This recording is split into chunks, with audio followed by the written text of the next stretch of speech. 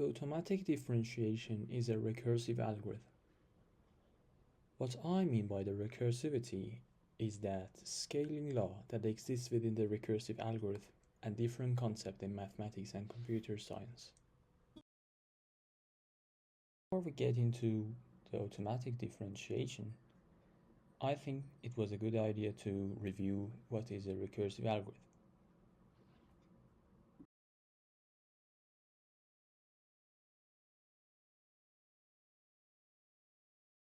I think the best way to think about the recursive algorithm is by thinking about these three components. Actually, when I want to build a recursive algorithm, I think about these three as well. Base case, the loop logic, and the end condition. Let's review the classic example of the recursivity, the Fibonacci number or the Fibonacci sequences.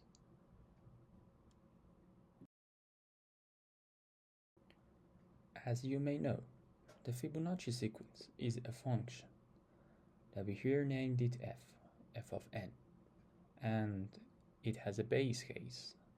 For example, here we get f of 0 equal to 0 and f of 1 equal to 1.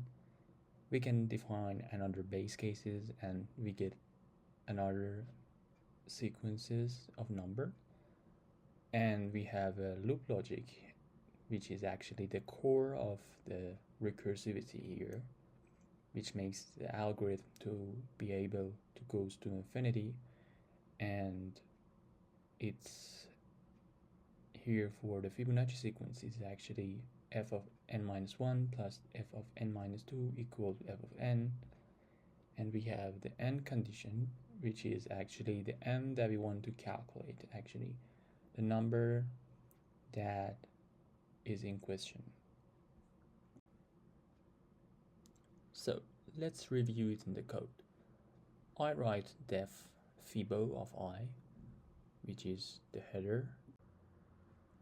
Actually, I should return the fibo of I minus 1 plus the fibo of I minus 2, which is equal to that fibo of I. And as you see, the number I is diminishing and we are going to get to 0. So we should stop the algorithm somewhere, and the base cases are that places. Actually, this code here is a design pattern for the most recursive algorithm. We have some base cases that's shown in that if statements, and we return the loop logic. Even the for loop that we hopefully use every day are recursive. Could you guess what are those three components of these for loops? I bring the answer with a familiar for loop that you may have seen so far. You may have seen this code. It's actually for int I equal to 0, which is our base case. The I less than equal 10 is our end condition, and I++ is the loop logic, the recursivity core. Actually, what we are doing is building the natural number.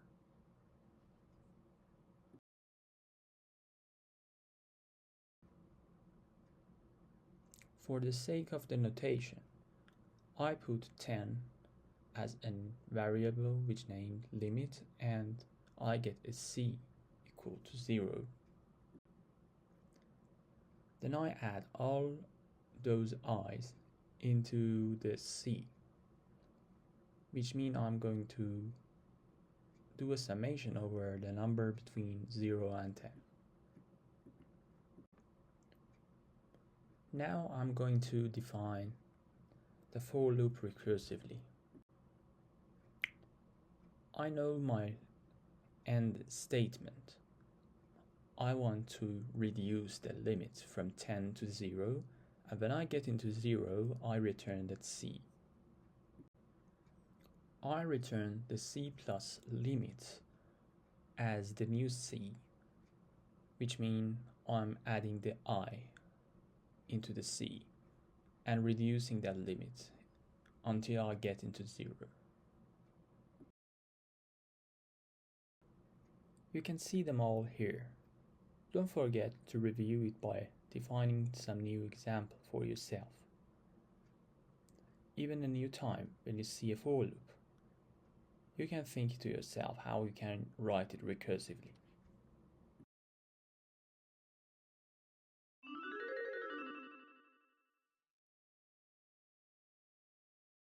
Chain rule is that looping part of the recursivity for the backpropagation. Let's review the notation. You may have seen this notation so far.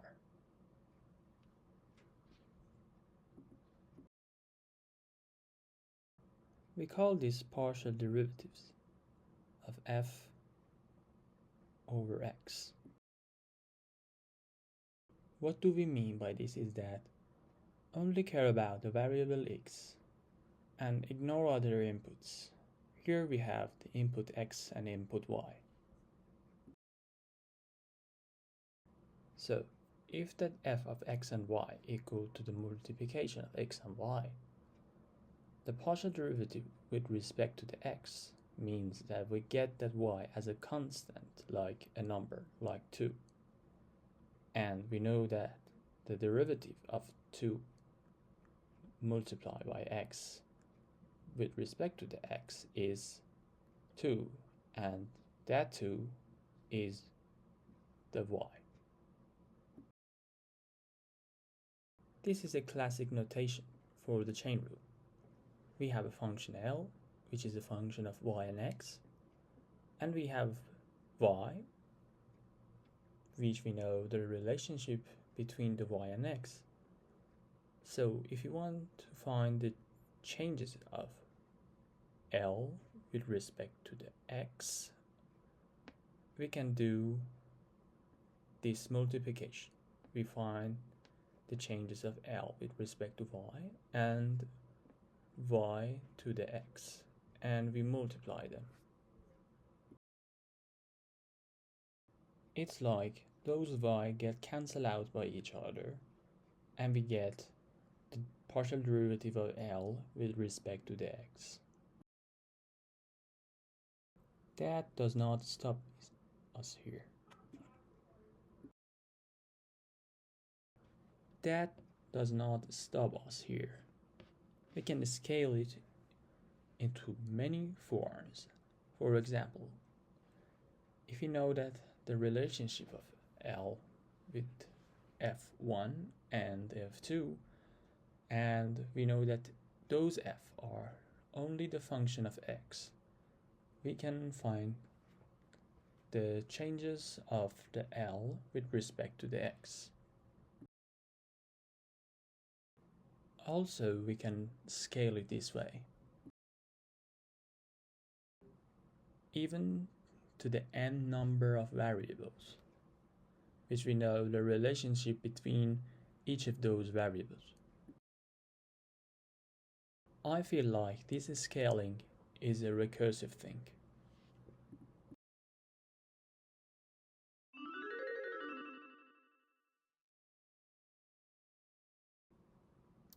As a simple example, let's think about this vector of 3 elements, x1, x2, and x3. We do a transition to a new vector with 3 functions, f1, f2, and f3. Here we are looking at the definition of Jacobian. Actually, the Jacobian is a matrix which each element is the partial derivative of the output with respect to each of the elements in the input.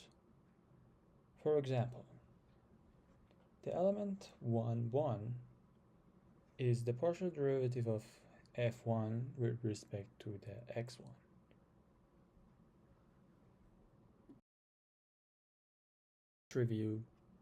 Let's review a simple example. Suppose that the f1 is the sine of x1 plus x2 plus x3, f2 be the multiplication of x1, x2 plus x3, and the f3 be the multiplication of x1, x2, and x3.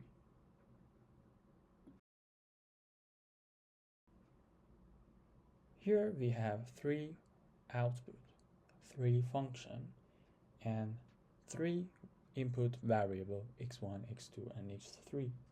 So our Jacobian would be 3 by 3 matrix.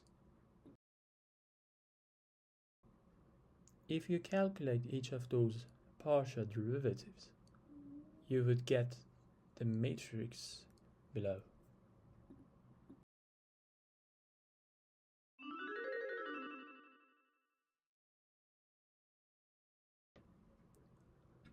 You may have used different frameworks for developing deep learning models like PyTorch or JAX, and you may have seen this .grad for the tensors there. Actually, this concept has another name in mathematics, which we are going to talk about here. It named Vector-Jacobian Product.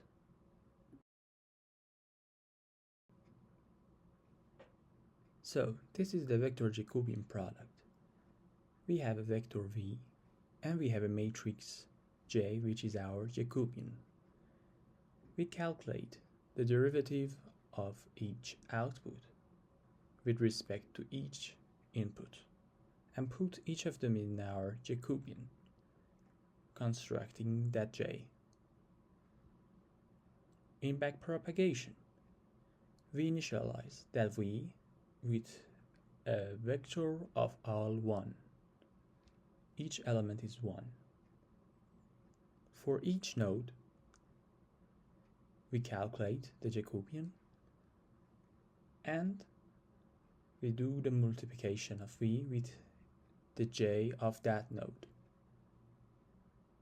We give the v for the next step. We feed the v of that node to the next node and so on. We get the grad of each node with this Vector-Jacobian product. If you open up that multiplication, you will see that it's exactly the chain rule at its core.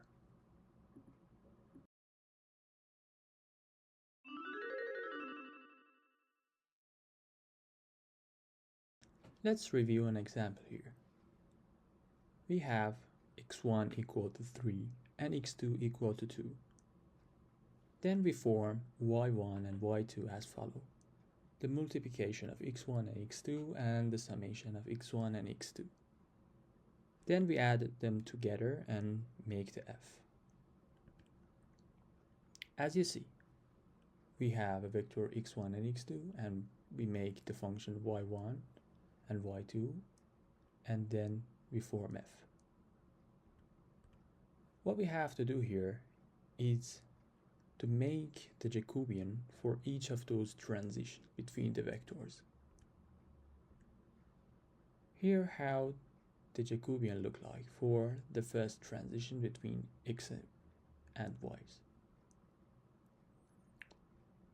We find the derivatives and put the values there.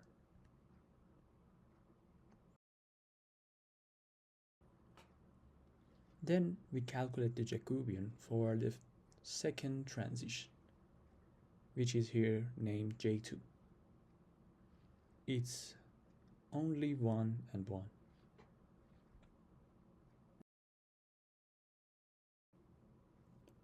So Let's start the backward process. We initialize the v to 1, which is exactly the partial derivative of f with respect to itself.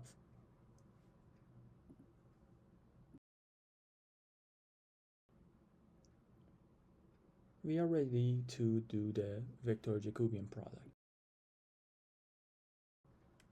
So we do that multiplication and get the new v. We substitute that v.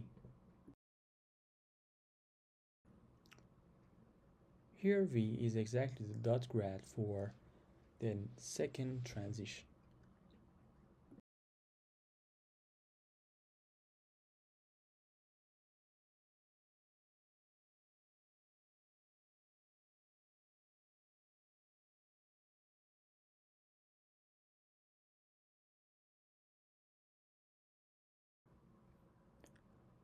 We do a Vector-Jacobian product again.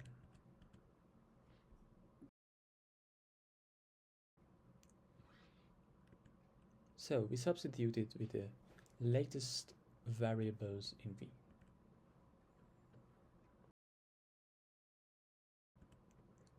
This is exactly the dot grad for the variable x, the inputs.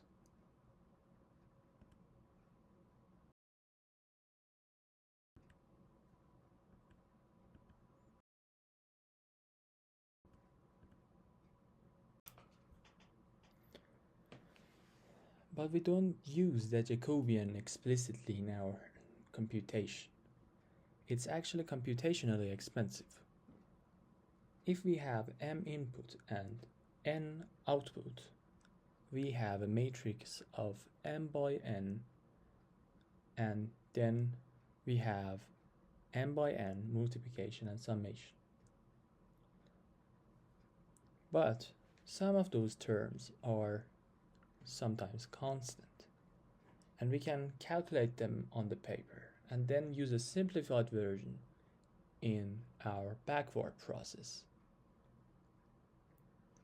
What we mean is that we extract that Jacobian and input a term or a statement there, which is exactly equivalent to doing that Jacobian.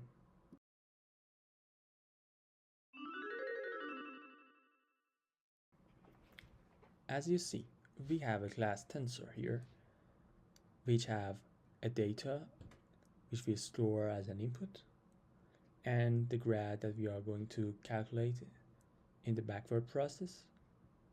Also, the tensor is going to get an op, which stands for operation. In the computation graph, some nodes are just the sign for an operation, and we store it that way. The computation graphs are DAGs, or directed acyclic graphs. Here you can see an example of DAGs. They are directed graph and doesn't have any cycle.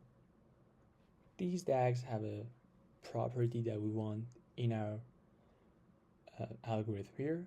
They have something named topological sort.